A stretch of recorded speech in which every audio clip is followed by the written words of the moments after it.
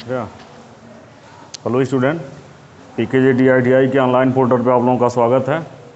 एक class electrician second year के लिए है, जो कि चैप्टर है हमारा ट्रांसमिशन ऑफ इलेक्ट्रिकल पावर। इसकी एक क्लास कल हमने बेसिक बता दी है, आगे हम पढ़ेंगे। तो कल जैसे हम पढ़े थे कि हाई वोल्टेज पे ट्रांसमिशन क्यों किया होता है, तो हाई वोल्टेज पे ट्रांसमिशन करने का रीज़न ये है कि वोल्टेज अधिक करने पे करंट जो होती है क्या अधिक कम हो जाती है। तो जो इंडिया में हाई वोल्टेज पे ट्रांसमिशन होती है वो या तो 66 kV, 110 kV, 132 kV या 220 kV पे होती है। 400 kV की भी होती है, लेकिन अभी ये परीक्षण के दौर में है, इसका मतलब अभी यूज नहीं किया जाता है। तो अभी जो मैक्सिमम 220 या 132 kV का ही ट्रांसमिशन अभी इंडिया में हो रहा है। तो हाई वोल्टेज के ट्रांसमिशन करने के फ़ायदे क्या हैं, तो फ़ायदे की हम बात कर लें तो इसके एडवांटेज मतलब लाभ क्या हैं। हाई वोल्टेज ट्रांसमिशन करने के लाभ क्या हैं, तो लाभ के बारे में हम बात करें एक एक पॉइंट पे। तो पहला जो पॉइंट है हमारा सेविंग ऑफ कंडक्टिंग मटेरियल। तो हमने बताया था कल, आप लोगों को अच्छी तरह से बताया गया था कि सेविंग ऑफ कंडक्टिंग मटेरियल कैसे होगा। क्योंकि जो पावर होती है ये होती है, पढ़ा होगा तुम, फार्मूला हमने पढ़ाया हुआ है, P=VI। तो पावर तो फिक्स होती है। यदि एग्जाम्पल ग्रुप में हम समझ लें इसको, यदि मान लीजिए हमारे पास 100 किलोवाट का पावर है, सपोज दैट 100 किलोवाट का पावर है, 100 पावर 100 है। तो यदि हम वोल्टेज को 20 कर दे रहे हैं सपोज दैट, तो करंट हमारी कितनी हो जाएगी, 5 हो जाएगी। क्लियर? या और इसको थोड़ा सा ऐसे समझ लेते हैं। यदि पावर 100 है, कहने का मतलब यह है कि यदि किसी पावर प्लांट में जो पावर का जनरेशन होता है वो नहीं बदलता। यदि 100 मेगावाट जनरेट हो रहा हो तो वो 100 मेगावाट ही होगा, इसको हम नहीं चेंज कर सकते। क्योंकि अल्टरनेटर की एक क्षमता होती है कि इतने किलो मतलब KVA का अल्टरनेटर जितना पावर जनरेट करेगा।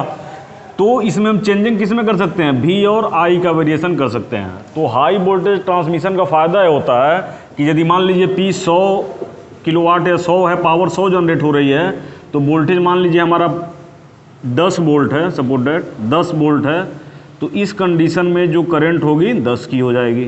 क्लियर? यानी 10 × 10 100 हो जाएगा। अब हम वोल्टेज को धीरे धीरे बढ़ा रहे हैं, स्टेप अप कर रहे हैं, यानी वोल्टेज को हमने कर दिया 20। इस कंडीशन में क्या हो जाएगी, करंट हमारी 5 हो जाएगी। यानी V और I का हम रेशियो देखें, यहाँ पे ध्यान से देखो, 20 हो गई। अब इसको हमने 50 कर दिया तो ये कितना हो जाएगा, 2 हो जाएगा। इसको हमने 100 कर दिया तो ये कितना हो जाएगा, 1 हो जाएगा। यानी कहने का मतलब यह है कि सेविंग ऑफ कंडक्टिंग मटेरियल कैसे हो रहा है, क्योंकि जैसे पावर जो है तो फिक्स होती है, तो ये 100 फिक्स है। तो जैसे जैसे हम वोल्टेज को इंक्रीज कर रहे हैं, करंट हमारी क्या होती जा रही है, कम होती जा रही है। तो जब करंट कम होगी तो इस कंडीशन में क्या होगा, करंट जब कम होगी तो हमें पतले तार की आवश्यकता पड़ेगी, क्योंकि जब अधिक करंट ले जाना होगा तो मोटे तार की आवश्यकता पड़ेगी।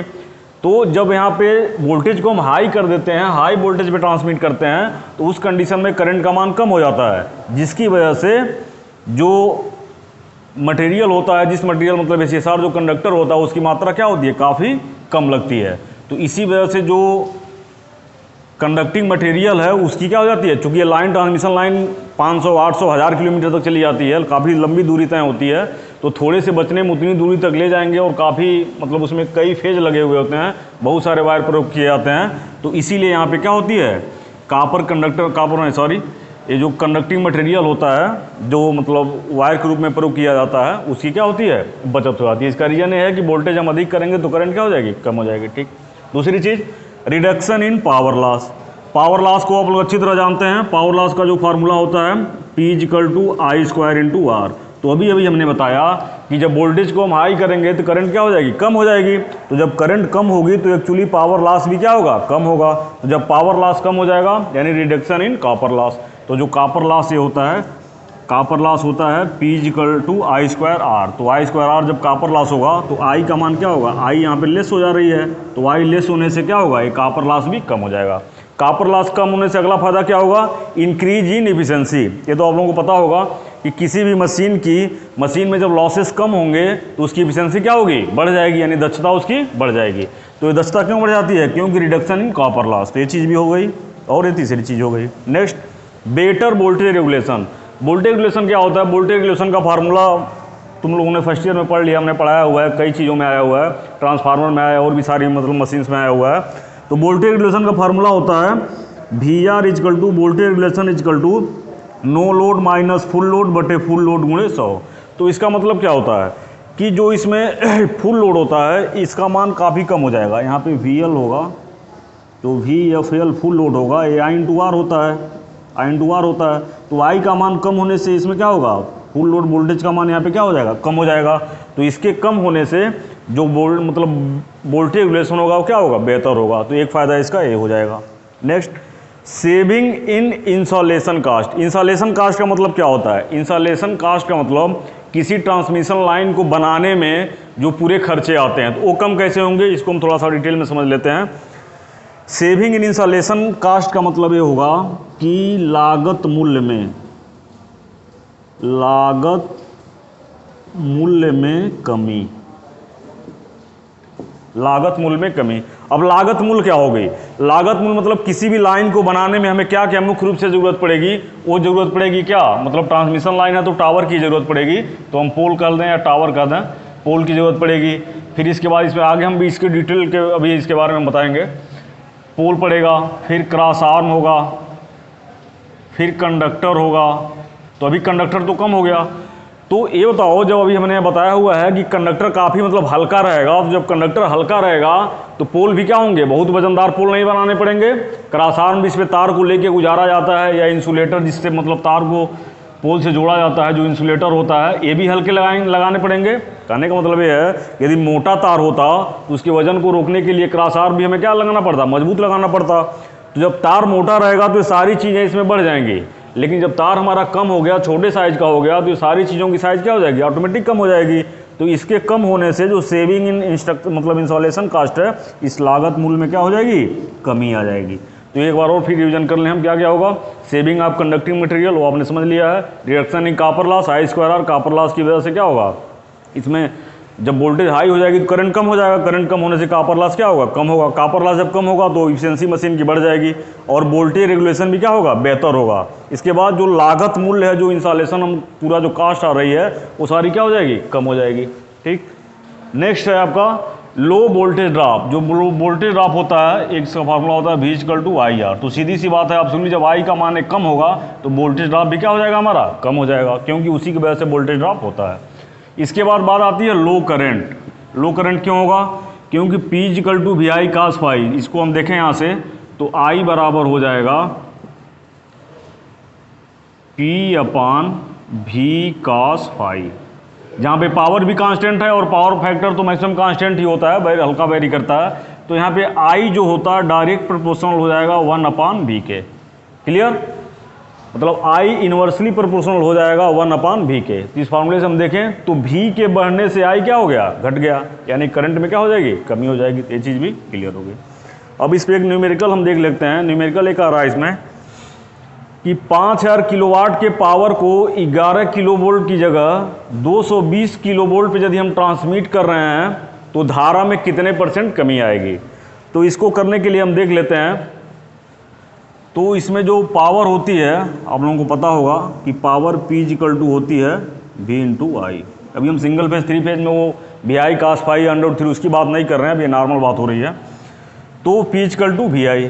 तो केस 1 में हम लेते हैं जब 11 kV पे कितना आए होगा करंट। तो केस 1 हम ले लेते हैं। केस 1 में 11 kV पे करंट का मान हमने मान लो I1 ले लिया। I1 A बराबर होगा P/V होगा। तो P का मान आपको दिया हुआ है 5000 किलोवाट, तो इसको हम वाट में चेंज कर लेते हैं। तो ये आपका हो जाएगा 5000 किलोवाट हो गया। इसको वाट में हमने चेंज करने के लिए 1000 से मल्टीप्लाई कर लिया। और V वोल्टेज कितना है, 11 kV है, तो 11 kV को वोल्ट में हमने कर लिया, तो ये हो गया आपका 1000।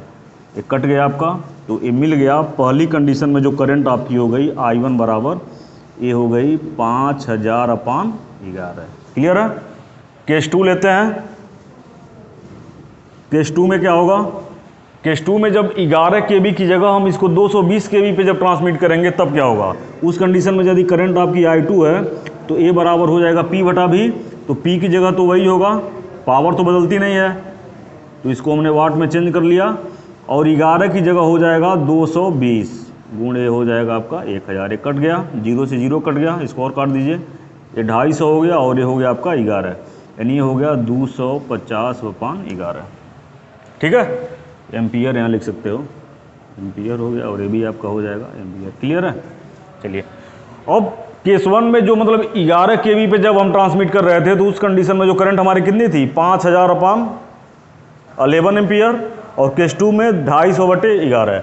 तो ये कह रहा है कि धारा में कितनी कमी हो गई है, तो एब्सोल्यूट इससे कम हुई है धारा, क्योंकि 11 से या 5000 में भाग देना है या 250 में भाग देना है, तो बहुत कम हो गया। तो परसेंटेज मैथ में तुम लोगों ने पढ़ा ही है परसेंटेज निकालने के लिए कि कोई चीज़ किसकी कितनी परसेंट है। तो ये मैथ में जब नहीं समझ में आया तो उसी क्लास में बता दिया जाएगा। जैसे मान लो थोड़ा सा बता देते हैं,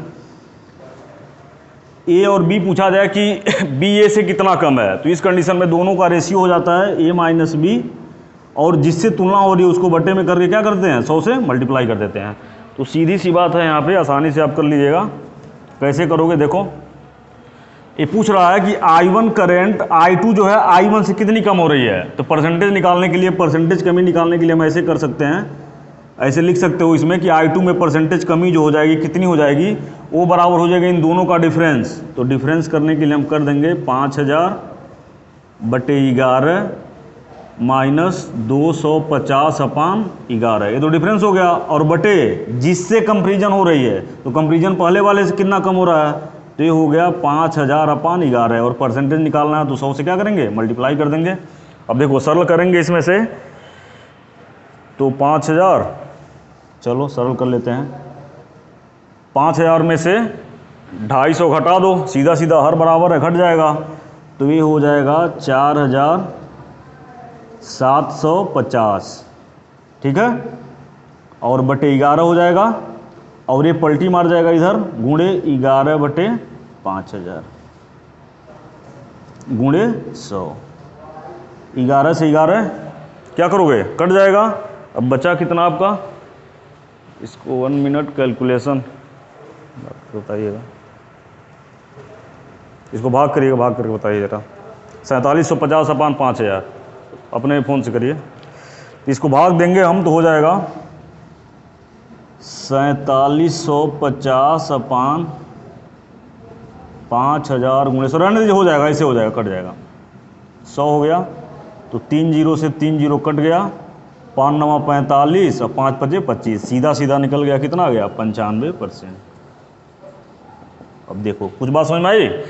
तो जो चीज़ हमने यहाँ बताया हुआ है कि हाई वोल्टेज पे इसको करने पे करंट में बहुत कमी आ जा रही है, तो सीधी सी बात है, एब्सोल्यूट हम देख रहे हैं कि 11 kV की जगह यदि हम 220 kV पे वोल्टेज मतलब उसको ट्रांसमिट कर रहे हैं पावर को, तो 95% तक करंट कम हो जा रही है। मतलब ये है कि यदि पहले 100 एम्पियर लग रही थी करंट, तो अब 5 एम्पियर ही लगेगी, ठीक है। तो देखो फायदा है कि नहीं फायदा है, तो यही इसका फ़ायदा। इस न्यूमेरिकल से सारी चीज़ें क्लियर भी हो गई कि यदि 5000 किलोवाट के पावर को 11 kV की जगह हम 220 kV पे ट्रांसमिट कर रहे हैं, तो हमारी करंट जो हो रही है कितनी कम हो जा रही है, 95% तक क्या हो जा रही है, कम हो जा रही है।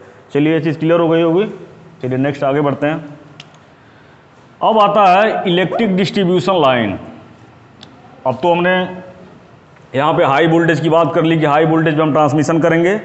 अब बात आएगी कि हम लाइन का डिज़ाइन कैसे करेंगे। हालांकि अभी हम पावर सिस्टम पढ़ाएंगे, तो पावर सिस्टम में और बढ़िया से चीज़ों को क्लियर किया जाएगा। शायद आप लोगों से ऑफलाइन क्लास जब भी मौका मिला तो और बेहतरीन चीज़ें होंगी।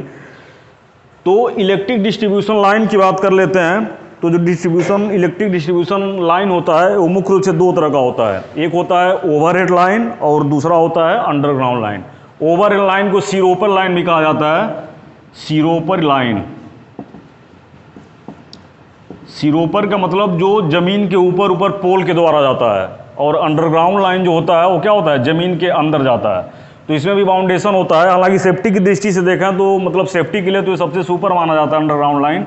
लेकिन ओवरहेड लाइन में क्या है, ओवरहेड लाइन का नुकसान ये है कि इसमें आंधी तूफान या मौसम में क्या होता है, फॉल्ट के चांसेस काफ़ी मतलब नुकसानदायक रहते हैं। दोनों के अपने फ़ायदे नुकसान है, और इसकी चर्चा हम पावर सिस्टम में मतलब डिटेल रूप में करेंगे।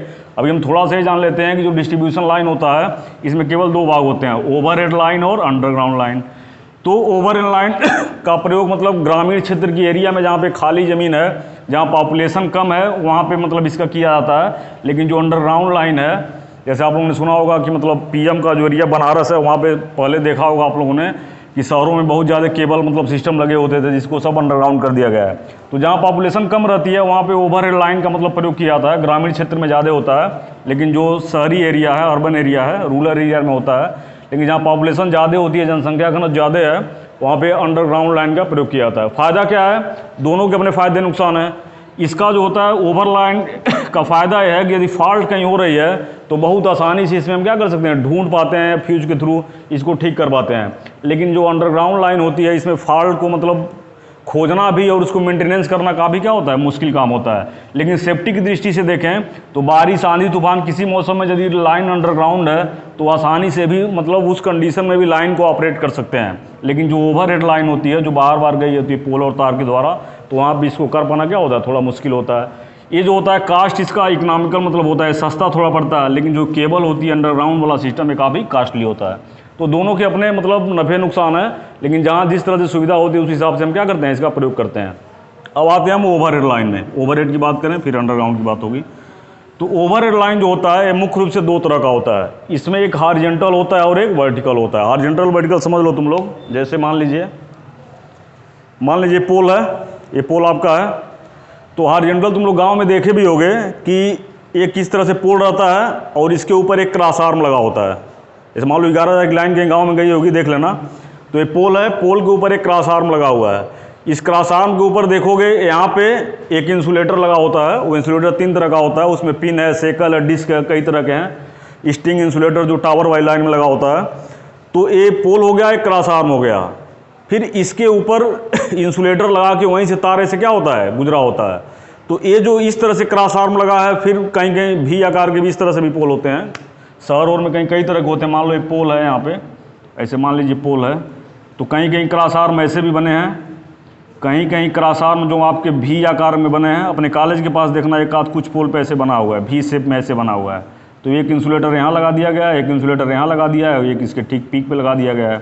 और यहाँ से 3 तार RY भी क्या हुए हैं, गुजर गए हैं। तो कई तरह के डिज़ाइन होते हैं। इसके बारे में हम मतलब डिस्ट्रीब्यूशन वाले चैप्टर में पढ़ेंगे, अभी थोड़ा सा टॉपिक है। तो ये हॉरिजॉन्टल लाइन का मतलब ये होता है कि जो क्रॉस आर्म लगे होते हैं, देखो ध्यान से, जैसे मान लो पोल ऐसे गया हुआ है, फिर यहाँ पोल है, तो इस तरह क्रॉस आर्म लगा है, फिर इसके नीचे क्रॉस आर्म लगा है।